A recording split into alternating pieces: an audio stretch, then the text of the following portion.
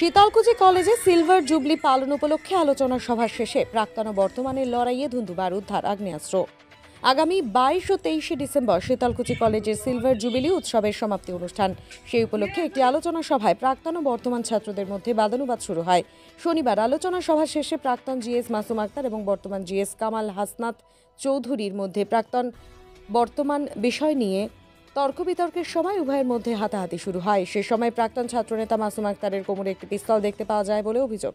অন্যদিকে প্রাক্তন ছাত্রনেতা মাসুম আক্তার জানান, বর্তমান ছাত্রনেতারা তার উপর চড়া হয় এবং তার সাথে ধস্তাধস্তি করতে থাকে। এমন সময় তারা পিস্তল গুজে দিয়ে তার নাম বদনাম করার চেষ্টা করে বলে পাল্টা অভিযোগ করে মাসুম আক্তার। তবে এই ঘটনায় খবর দেওয়া হয় শীতলকুচি থানায়।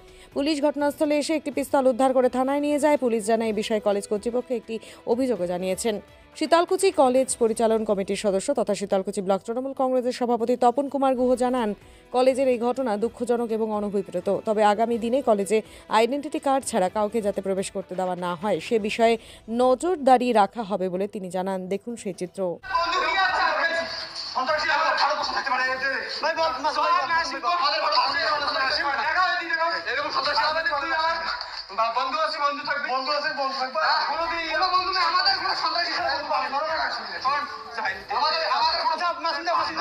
শীতলকুচি কলেজে গতকাল দেশীয় বন্দুক একটা উদ্ধার হয়েছে, বিষয়টা কি রয়েছে একটু যদি জানাতেন। দেখুন, কালকে শীতলকুচি কলেজে আপনারা জানেন আমাদের 25 বর্ষপূর্তি ব্রজ জয়ন্তী বর্ষপূর্তি হচ্ছে এবার। আগামী 22 ও 23 ডিসেম্বর আমাদের সেই অনুষ্ঠানগুলো হবে। কালকে আমাদের সেমিনার হলে একটা একটা আলোচনা সভা ছিল, যা আলোচনা সভার বিষয়বস্তু ছিল কুচবিহারের শিক্ষা ব্যবস্থা সেকালে এবং একালে।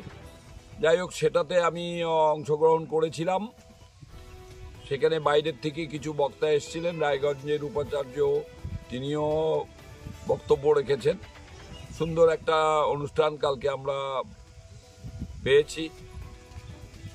আমি পুরোটা সময় ওখানে দিতে পারিনি, আমার একটা বিশেষ কাজের জন্য আমাকে ভিডিও অফিসে আসতে হয়েছিল এবং সেখান থেকে আমি বাড়ি এসেছি। এবং বাড়িতে যখন এসেছি সময় মোটামুটি আনুমানিক 5টা হবে, 5:45 হবে। এমন সময় কলেজ থেকে ফোন পেলাম। ফোন পেয়ে আমি সঙ্গে সঙ্গে কলেজে গেলাম। সেখানে আমাদের উপস্থিত ছিলেন আমাদের কলেজের গভর্নিং বডির প্রেসিডেন্ট আবেদ দাও উপস্থিত ছিলেন।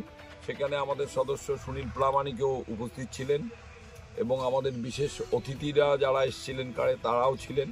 আমাদের প্রাক্তন প্রিন্সিপাল আফজালবাবুও ছিলেন। গিয়ে আমি উপস্থিত হলাম। উপস্থিত হয়ে দেখলাম ওখানে একটা জ্যাকেটের সঙ্গে একটা পিস্তল পড়ে আছে ঠিক গেটটার সামনেই। ছাত্র হল্লা শুনলাম এবং তাদেরকে শান্ত করালাম। করে কিছু ছবি টবি দেখলাম, মোবাইলে কিছু ধারণ করা আছে সেগুলোও দেখলাম। তারপরে আমরা প্রিন্সিপালকে বলা হলো পুলিশের সহযোগিতা নেওয়ার জন্য। পুলিশকে খবর দেওয়া হলো, পুলিশ এসে সেটা উদ্ধার করেছে এবং পরবর্তীতে আমাদের ওসি সাহেবও এসেছিলেন। এসে ওসি সাহেব বললেন, প্রিন্সিপাল ম্যাডামকে বললেন একটা কমপ্লেন দেওয়ার জন্য। তারপরে তিনি কমপ্লেন দিয়েছেন। মূলত এটাই হলো ঘটনা। মূলত শিক্ষা প্রতিষ্ঠানে এইভাবে আগ্নেয়াস্ত্র কি বলবেন বিষয়টা? দেখুন, সেই জন্যই তো আমরা বলছি আমাদের আইনের মতন চলুক। এটা কখনোই কাম্য না।